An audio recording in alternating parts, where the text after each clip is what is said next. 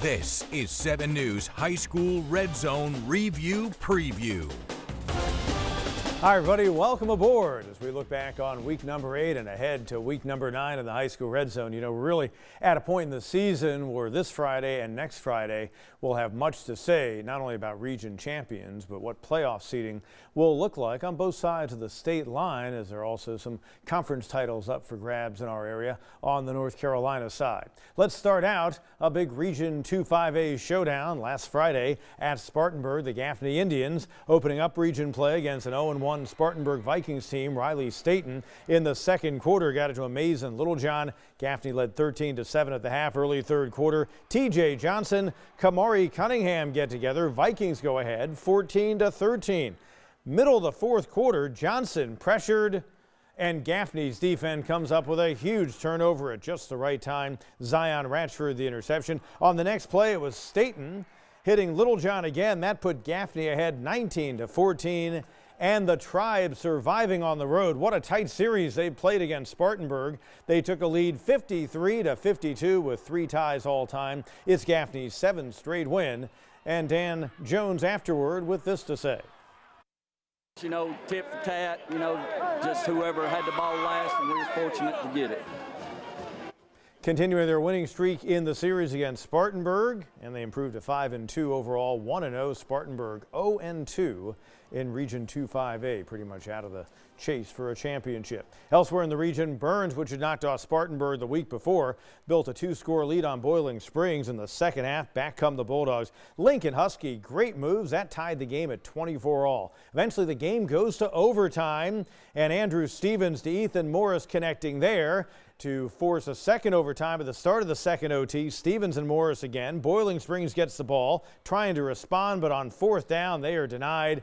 And Burns surviving on the road. Boiling Springs lost by 3 at Spartanburg to start region play. Then they fall in double overtime against Burns in their second game. Stevens, by the way, threw for 290 yards. Morris had a career night with 8 catches, 3 touchdowns, and 124 receiving yards. Elsewhere, non-region game, Dorman trying to do something it hadn't done all season long and make it back-to-back wins as they took on a winless Malden team. And Chasen Brady stepping up. Right place, right time for the interception for the Cavs early on. It leads to a Bryce O'Neill connection to Trayvon Fernandez. And Dorman was on its way to the victory. Malden matching its worst start to a season since 2005 at 0-7 now, as they'll get back into Region 1-5A play this Friday at Man, and Dorman likewise as they go on the road to Burns. Speaking of Region 1-5A, it was a big one at the home of the Man Patriots, maybe their biggest game in a couple of decades, as they took on visiting Hannah. With first place on the line in the region, Katie Patterson, tough guy to stop. That was an 18-yard score. Tied the game at 7 apiece in the early going. Later in the opening quarter, Ethan Anderson to Keyshawn Henderson for the Man touchdown, 15 yards. Patriots had a 14-7 lead. Mid-second, Patterson on his way to a huge night, 48 yards for the touchdown. Even the game at 21-all. Middle of the third quarter, Man pulling even once more. Anderson to Keyshawn Henderson, 30-yard touchdown. It was tied at 28, but from there, Patterson and Hannah putting the pedal down. He got in from 2 yards out. Josh Donald then gets a chance to go in for a score. Hannah extending the lead at that point to 42-28. Patterson 2 more touchdowns, 6 on the night, 222 yards on the ground as Hannah rolls Man their 12th straight win in the series. They haven't lost to the Greenville School since 1971. They took it last Friday, 56-35. A wise coach told me to think of players, not plays, and Katie Patterson is a great player, but he's one of many on our team. And our team, it was a great team win, offense, defense, special teams. Defense both are back when they needed to. Offense scored. Man was trying for a 7-1 start for the first time since 08. They are denied that as Hannah improves to 7-1 and 2-0. And they've got a huge one coming up at Hillcrest Friday night in the high school red zone. Speaking of the Rams, they returned off their open date. Didn't look all that sharp, and their head coach admittedly saying that, well, they really couldn't do much throwing-wise on offense. They played at Woodmont. Caleb Sutton gets into the end zone late second quarter to give his team a 14-6 lead at the half. Ezekiel Belcher answering for Woodmont.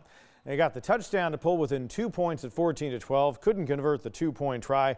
Late in the fourth quarter, 1:20 to go. Hillcrest up by 5, 17-12. Jordan Sink intercepted by Chris Boyd. So Hillcrest defense stepping up, saving the game, 17-12. Rams for a second straight year are 7-0 on the season. They've won 15 in a row against Woodmont.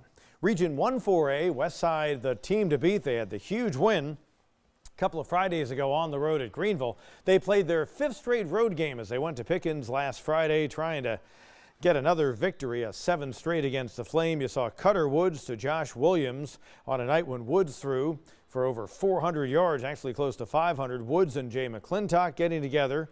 472 yards and 6 touchdowns for Woods. Zeke Marshall, the intended target there, was intercepted by Eli Doty of Pickens, but the Flame could muster very little, and Westside goes to 6-1 on the year and 2-0 in the region with that big win. Elsewhere, Greenwood and Easley in Region 1-4A. Look at her, she was ready for the rain. Greenwood trying to stay unbeaten in region play and go to 44-9 all time against the Wave. Tristan Lewis and Jaden Adams get together on the 40-yard score. Isaiah Goodwin later. Goodwin with a 20-yard touchdown one for Easley, but it's not enough as Greenwood goes on to the 24-7 victory to get to 4-3 overall, 2-0 in the region. Greenville and Berea also in Region 1-4A. Greenville trying to make it 12 straight against a team located just up the road.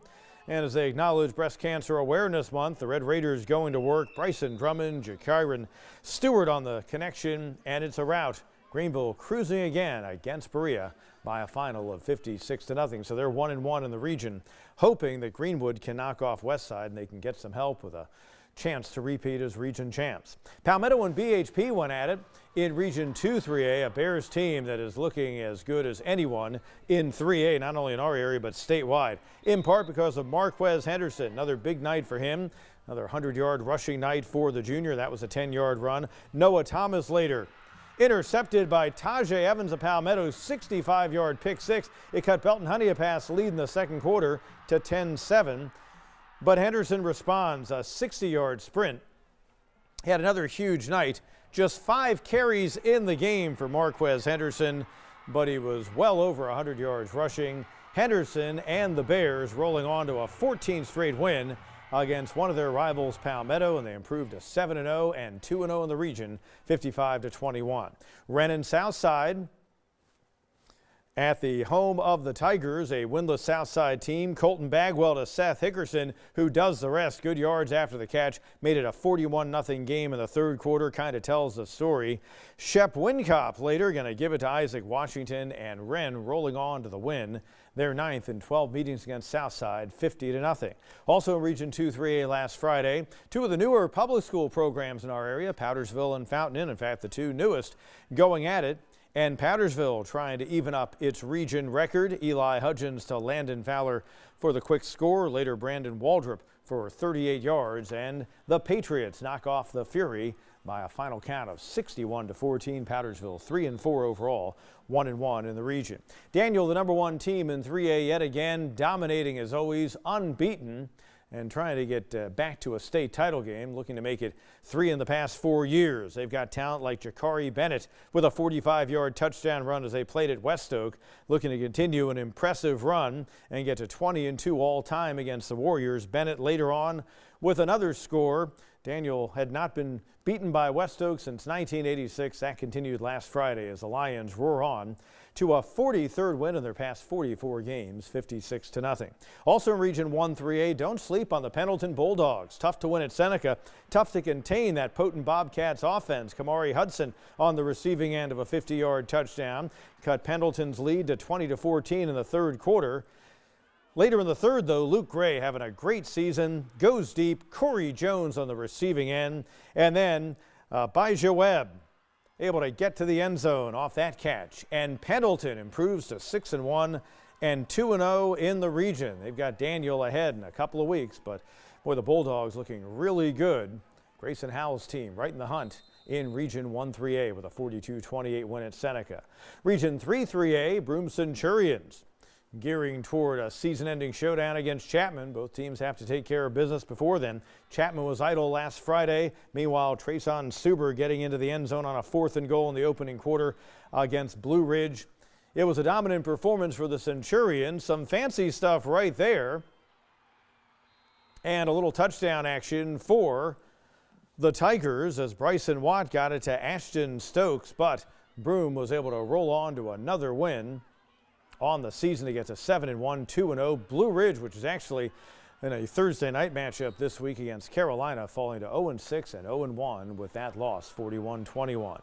Carolina and Travelers rest at the home of the Devil Dogs. TR trying to make it 6 straight against the Trojans. Carolina facing Blue Ridge in Thursday action, but last Friday Colby Epps to Drew McKibben for the home team. That tied the game at 7-all. Epps later to Peyton Burns, who's just a freshman, and Travelers rest getting a second win on the year as they knock off Carolina 47-14.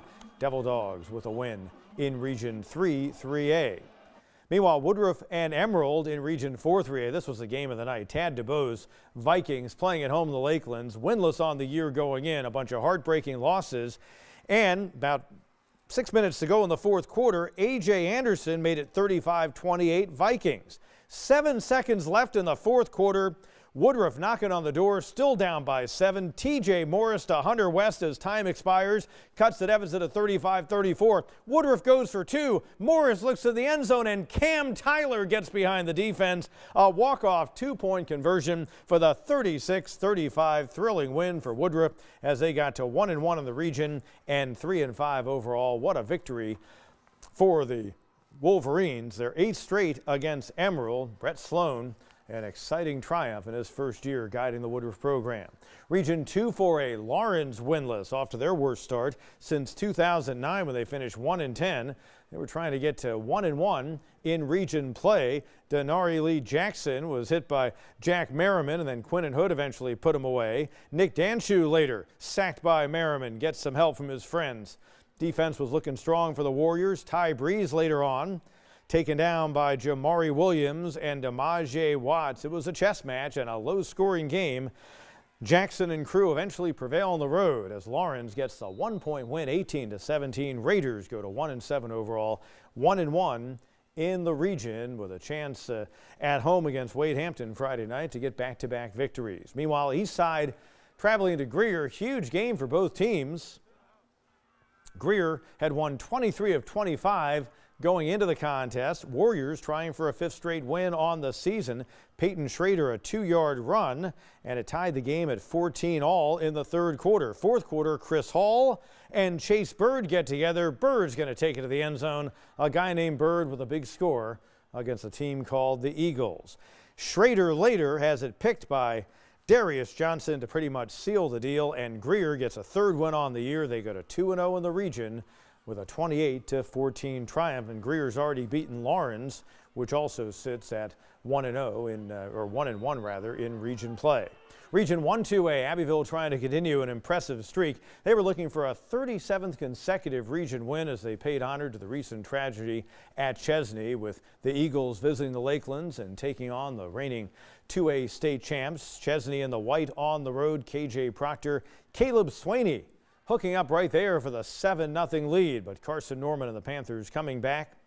12 yards for the touchdown. That tied it at 7. DeMarcus Leach later put Abbeville in front on a quarterback keeper. 51-yard sprint to the end zone right there.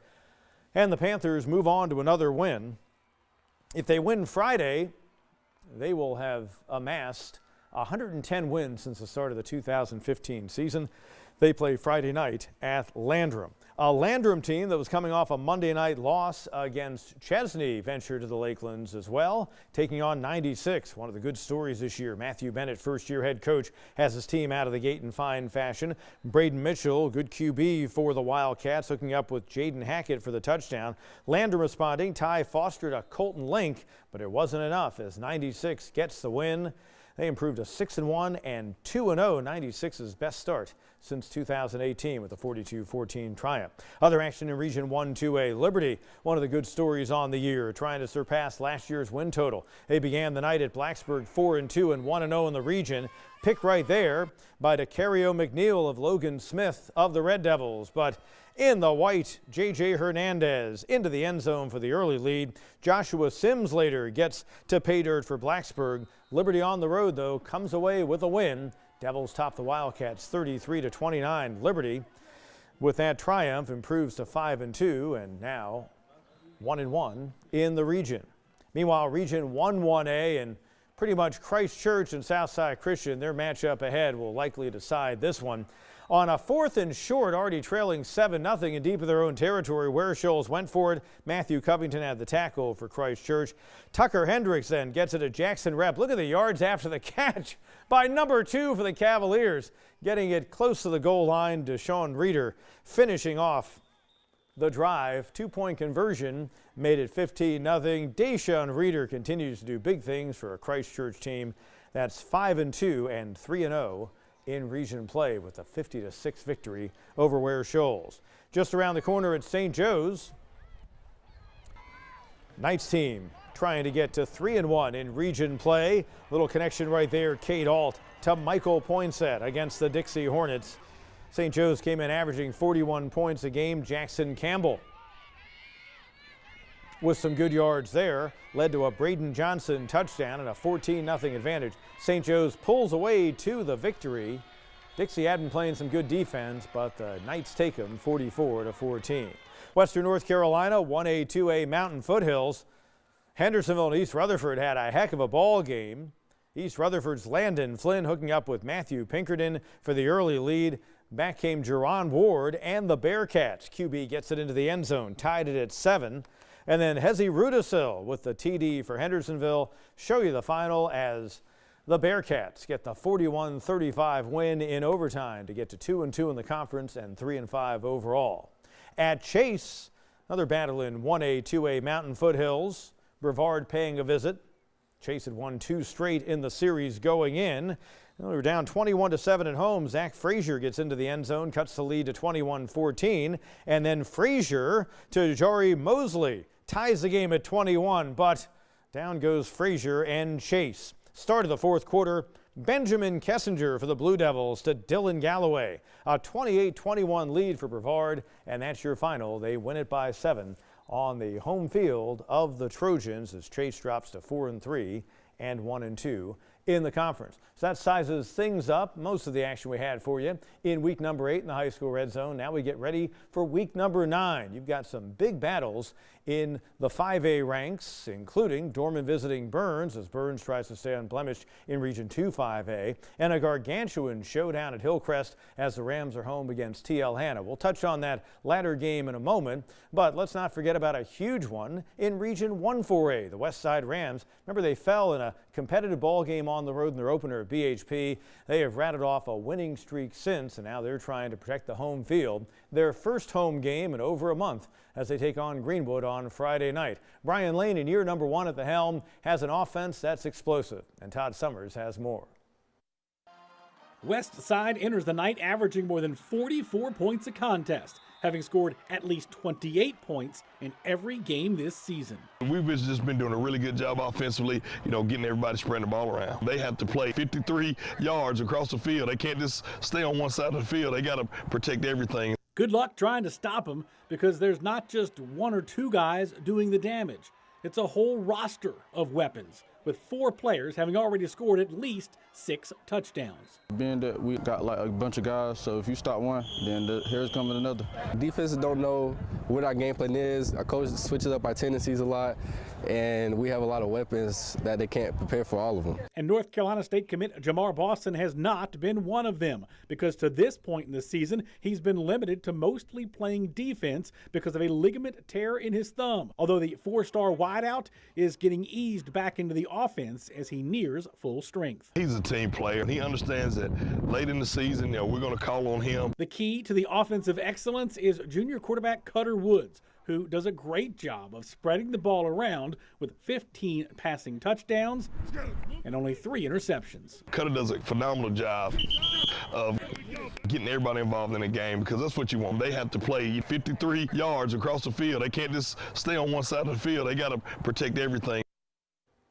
He can't emphasize that point enough. Now, In Greenville County coming up on Friday night in the high school red zone, the Hillcrest Rams off to their best start, matching a best start from last year at 7-0, so a second straight 7-0 start.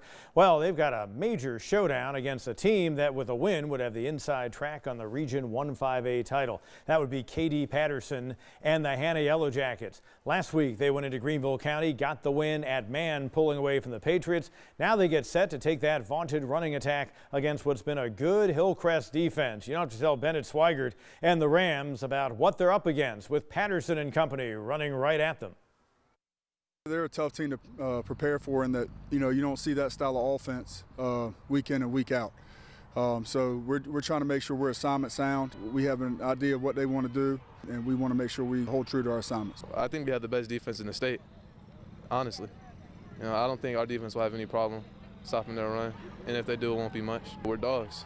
The whole team, all 22 plus. He is right about their defense. It's been among the best in the area and in 5A this season. McFadden, a guy on the offensive side who can beat you a lot of ways. He recently committed to Georgia State for his college football. We shall see if he and the Rams have enough to knock off the Yellow Jackets. Again, winner of that game has the inside track on a region title. We will recap that. We'll recap all the action around the area coming up Friday night in the high school red zone, 11 o'clock on Channel 7, 11:35 on the CW62. By the way, also in the 5A ranks, don't sleep on Boiling Springs. They have had excruciating weeks back-to-back. 3-point loss at Dorman to open up Region 2 5A play, then the double overtime defeat against Burns in which they rallied late to force OT.